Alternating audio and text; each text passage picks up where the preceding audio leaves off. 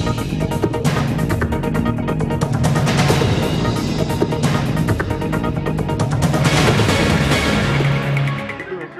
mettez derrière le véhicule là-bas, messieurs, dames, s'il vous plaît.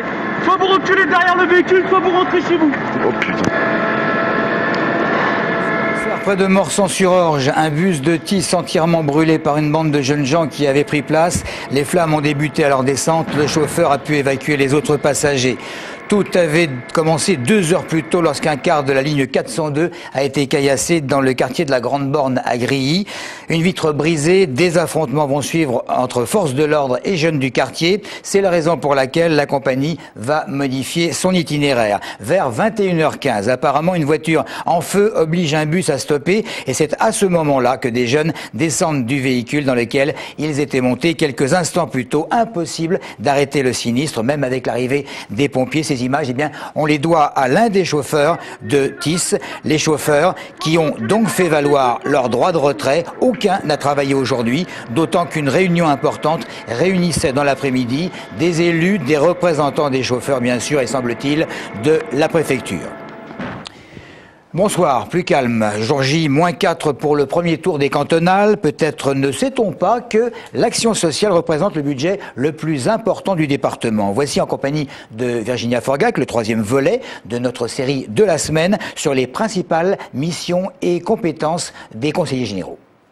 21 maisons départementales des solidarités, comme celle d'Evry-Rissorangis, sont réparties dans le département. Financées par le Conseil général, les personnes en difficulté peuvent venir ici demander conseil pour une demande de RSA, un accès au logement, des difficultés de paiement de loyer, de surendettement ou bien encore pour des enfants en danger.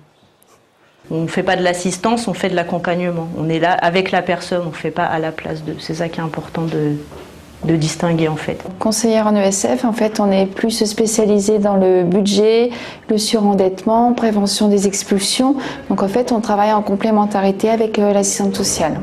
C'est la 4e fois que CAIS fait appel à la MDS d'Evry-Rissorangis, un lieu indispensable pour faire face aux aléas de la vie. Je suis propriétaire et j'ai des charges tous les 3 mois, mais qui revient à payer un loyer tous les mois, quoi. Mes charges sont de 610, 620 euros tous les 3 mois. Et c'est pareil qu'un loyer, quoi.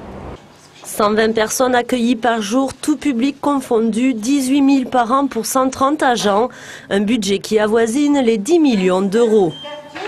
C'est le budget le plus important au niveau de l'action sociale. C'est la part. Les départements ont une mission régalienne d'intervention au titre de l'action sociale et dans tous les domaines. Parce que là, on n'a pas parlé des personnes âgées et des handicapés, mais le département intervient aussi. Justement, le département finance la construction de foyers pour handicapés ou bien encore des places d'accueil pour personnes âgées. Avec plus de 505 millions d'euros par an, l'action sociale est le budget le plus important du Conseil général.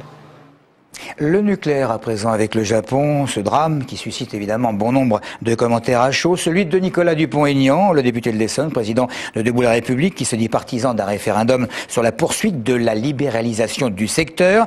Côté gouvernement, Nathalie Kosciusko-Morizet, tout en estimant que sur place le scénario du pire est possible et même probable, indique cependant que les appels à un débat public ne sont pas dans le tempo. Fin de citation.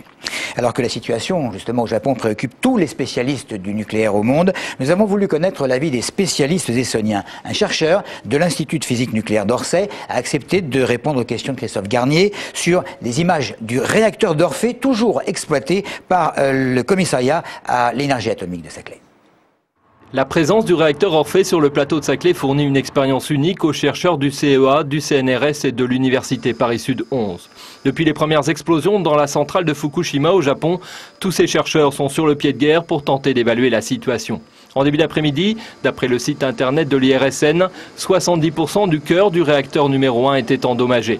Ce qui, d'après les chercheurs de l'Institut de physique nucléaire d'Orsay, pourrait sous-entendre un risque très important de fusion du combustible. Ces chercheurs voudraient croire que le scénario du pire continuerait d'être des explosions de vapeur d'hydrogène radioactive, qui comporteraient déjà des risques très importants de contamination pour la population. Les cancers de la thyroïde, du poumon ou des choses comme ça. C'est des cancers, mais ça dépend des doses et donc de la manière dont ça s'est dilué dans l'atmosphère et donc de la circulation des vents et de tout le reste. Les chercheurs n'excluent pas qu'en cas de fusion du combustible, ce magma ne transperce la cuve du réacteur. Une fusion complète du cœur, ça veut dire que la température va devenir tellement élevée qu'on commence à avoir des vrais risques sur la tenue de la cuve. Et si la cuve ne tient pas, le combustible en fusion va se répandre dans le sous-sol du réacteur et après, c'est la biosphère, ça se répand dans la biosphère et là ça devient très embêtant. Les chercheurs rappellent que les réacteurs de la centrale de Fukushima se sont éteints au moment du tremblement de terre. Contrairement à Tchernobyl, le combustible n'est pas en pleine réaction nucléaire qui s'emballe. Il s'agit seulement de réactions résiduelles. Il subsiste néanmoins un risque important si les Japonais ne parviennent pas à refroidir le cœur de la centrale, surtout si des incendies se déclarent dans la chambre de confinement. La Chambre de commerce et d'industrie de l'Essonne vient de sortir son bilan de l'année 2010. Sur le département, résultats mitigés. Certains secteurs sont en difficulté, d'autres se portent bien. En moyenne, le nombre de petits commerces a quand même progressé de 2% en un an. Explication Claire Colombel.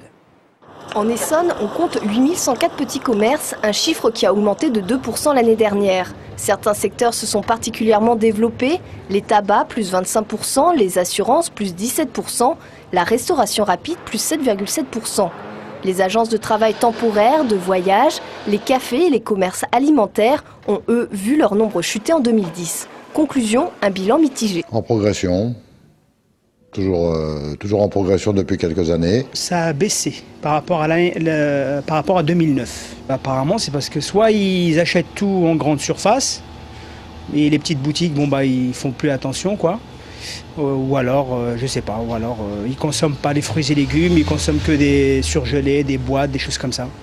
D'après les commerçants, les clients ont changé leurs habitudes avec la crise et rechercher le meilleur prix devient une des priorités pour les foyers. Une situation qui profite aux grandes surfaces. En termes de densité commerciale, l'Essonne est d'ailleurs le 2e département d'Île-de-France. Autre concurrent, Internet. Le tourisme est le secteur le plus touché, certains commerçants restent épargnés. Internet, pour moi, pas tellement. J'ai une clientèle de quartier, donc d'habitués de quartier. Je suis pas trop touchée par Internet, par les grosses structures. Je reste un petit commerce de proximité. Pour 2011, les commerçants restent optimistes puisque 40% d'entre eux, d'après une étude de la CCI, pensent que cette nouvelle année sera meilleure. Seuls 26% sont contre cette idée.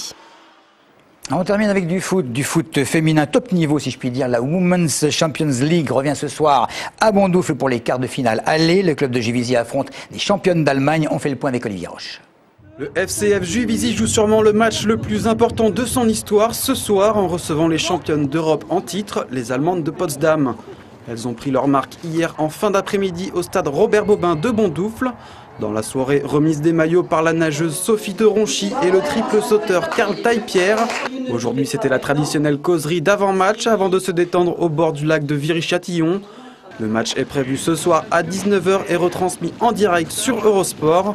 Une confrontation décisive avant de se rendre la semaine prochaine en Allemagne. Ce qui est important, c'est de ne pas perdre et d'avoir toutes nos chances à l'extérieur parce qu'après tout, on ne sait pas ce qu'il en sera. Puis si on peut partir avec 1 ou 2 buts d'avance et de ne pas en prendre, surtout, ça sera une bonne chose. Voilà, bonne chance et merci de nous avoir suivis.